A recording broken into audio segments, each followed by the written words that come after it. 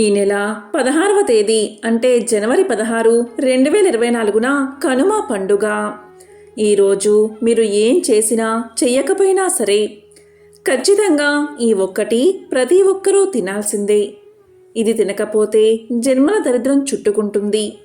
అంతేకాదు ఈరోజు ఈ ఒక్కటి తినకపోతే యముడి కోపానికి గురి కావాల్సి వస్తుంది. యముడు కష్టాల పాలు చేస్తాడని, అపమృత్యు దోషాలు తగులుతాయని కనుమ రోజు ప్రతి ఒక్కరూ దీన్ని తప్పకుండా తినాలి. మరి కనుమ పండుగ రోజు తప్పకుండా ఏం తినాలో ఇప్పుడు ఈ వీడియోలో తెలుసుకుందాం. హిందువులు పెద్ద పండుగగా జరుపుకునే మకర సంక్రాంతి పండుగ.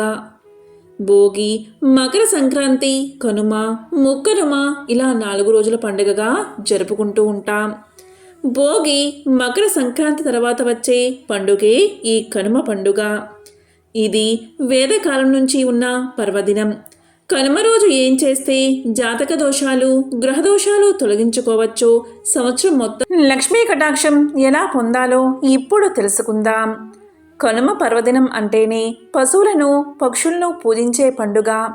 కనుమ రోజు ఎవరైనా సరే గోమాతను పూజిస్తే, ఎద్దును పూజిస్తే జాతక దోషాలు తొలగిపోతాయి.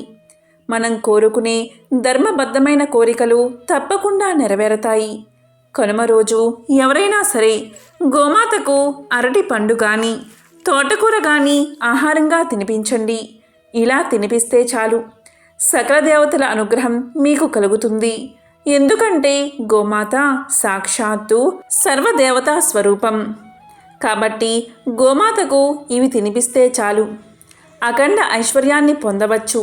అదేవిధంగా కనుమ పండుగ రోజు ఎద్దుకు నమస్కారం చేసుకుని ఎద్దు చుట్టూ 3 ప్రదక్షిణలు చేయండి. ఇలా చేస్తే కోరికలు నెరవేరతాయి. మానసిక అశాంతి ఎక్కువగా ఉన్నవారు మానసిక ప్రశాంతత కలగాలి అంటే, కుటుంబ కలహాలు తొలగిపోవాలి అంటే, సంవత్సరమంతా బాగా కలిసి రావాలి అంటే కనుమ రోజు ఇంటి ముందు భాగంలో వడ్ల కుచ్చులను అంటే వరి కంకులను ఇంటి ముందు భాగంలో వేలాడదీయండి. ఇలా వేలాడదీశాక పక్షులు వచ్చి ఆ వడ్లు తింటే మీకున్న జాతక దోషాలు తొలగిపోతాయి.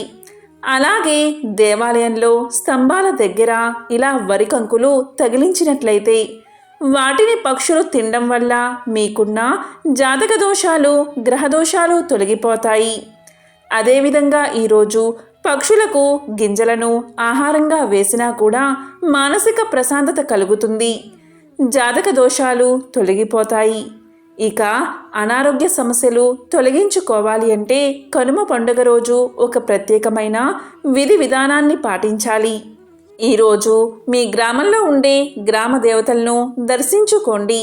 కనుమ రోజు గ్రామ దేవతలైన పోలేరమ్మ, నాంచారమ్మ, పెద్దమ్మ, పోచమ్మ ఈ గ్రామ దేవతల ఆలయాల్లోకి వెళ్ళి దర్శనం చేసుకోండి.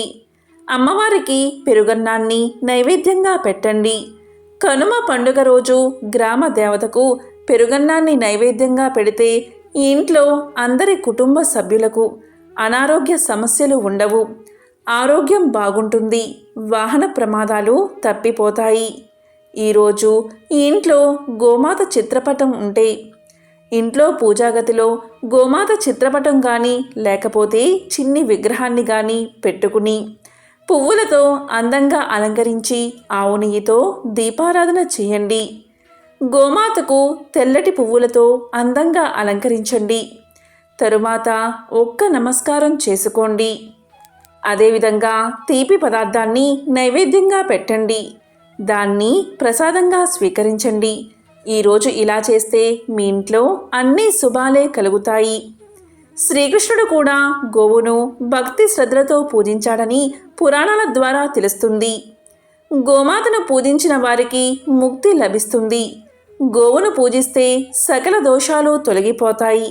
అంతేకాదు సకల పాపాలు కూడా తొలగిపోతాయి. గోవు యొక్క పాదాలలో పితృదేవతలు నివసిస్తారని పురాణాలు చెబుతున్నాయి. ఈరోజు గోవు చుట్టూ 5 సార్లు ప్రదక్షిణ చేస్తే భూ ప్రదక్షిణంతో సమానం. గోవును పూజిస్తే సకల దేవతలను పూజించినట్లే లెక్క. ఈరోజు ఖచ్చితంగా మినుములతో కూడిన వంటలు తినాలని పెద్దలు చెబుతారు. దీనికి ఒక నానుడి కూడా ఉంది. కనుమ రోజు మినుములు తినకుంటే ఇనుము కొరికిస్తాడట యముడు. అంటే కనుమ పండుగ రోజు తప్పనిసరిగా మినుములు తినాలి, లేదా మినుములతో చేసిన గారెలు తినాలి, లేకపోతే యముడు ఇనుము కొరికిస్తాడని పెద్దలు అంటూ ఉంటారు. అంతేకాదు, ఈరోజు ఇలా మినపగారెలు తినకపోతే యముడి ఆగ్రహానికి గురవుతారని, కష్టాల పాలవుతారని, అపమృత్యు దోషాలు తగులుతాయని చెప్తూ ఉంటారు. అందుకే కనుమ పండుగ రోజు ప్రతి ఇంట్లో మినుములతో చేసిన సున్నుండలు, గారెలు వండి, వంటకాలు వండి ఖచ్చితంగా తింటారు. కనుమ పండుగ రోజు ఇలా తినడం మన సాంప్రదాయం. ఇక కనుమ పండుగ రోజు ఖచ్చితంగా తలంటుకుని స్నానం చేయాలి. ఇలా చేయకపోతే పరమ దరిద్రంగా మన పెద్దలు చెప్తారు. ఇంకా ముఖ్యంగా ఈరోజు అస్సలు ప్రయాణాలు చేయకూడదు. కనుమ రోజు కాకి కూడా ఎక్కడికి బయలుదేరదని చెప్తూ ఉంటారు. అంటే ఈరోజు ప్రయాణాలు చేస్తే పరమ దరిద్రమన్నమాట. కాబట్టి కనుమ రోజు ఎవరూ కూడా దూర ప్రాంతాలకు ప్రయాణం చేయకూడదు. కనుమ పండుగ రోజు నుంచి కాకిరూపు మనిషికి, మనిషి రూపు కాకికి వస్తాయని ఒక నానుడి ఉంది. ఎందుకంటే దక్షిణాయనం నుంచి కాకులు ఏపుగా బలంగా ఉంటాయి. దక్షిణాయనంలో మనుషులు మాత్రం చలికి చర్మం పగిలి బూడిద చర్మంతో ఉంటారు. కానీ ఉత్తరాయణంలో కాకులు చర్మం పగిలి బూడిద చర్మంతో ఉంటాయి. ఉత్తరాయణంలో మనుషులు మాత్రం మంచి నునుపు తేరి ఆరోగ్యంగా ఉంటారు. అందుకే ఈ సామెత నానుడిలో ఉంది. ఇక కనుమ పండుగ రోజు ఆహారాన్ని ఏదైనా విస్తరలో పెట్టి బహిరంగ ప్రదేశంలో పెడితే వాటిని పక్షులు తింటే వారి యొక్క పితృదేవతలు సంతోషించి దీవిస్తారని ఒక నమ్మకం.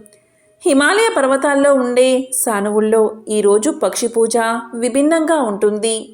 సంక్రాంతి రోజు హిమాలయ పర్వతాల్లో ఉండే సాధువులు పాత బియ్యపిండితో పక్షుల ఆకారంలో భక్ష్యాలు చేస్తారు. వాటిని వెన్న లేదా నేతితో వేయిస్తారు. ఆపై వాటిని దండగా గుచ్చి పిల్లల మెడలో వేస్తారు.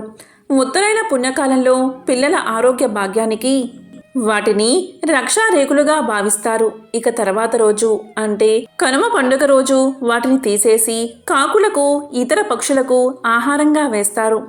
ఇలా చేయడం వల్ల పిల్లలకు ఉన్న దిష్టి దోషాలు, పీడలు వదిలిపోతాయని వారి నమ్మకం. కాబట్టి కనుమ పండుగ రోజు ఇలాంటి విధి విధానాలు పాటించి అష్ట ఐశ్వర్యాలను, భోగ భాగ్యాలను ప్రతి ఒక్కరూ పొందండి.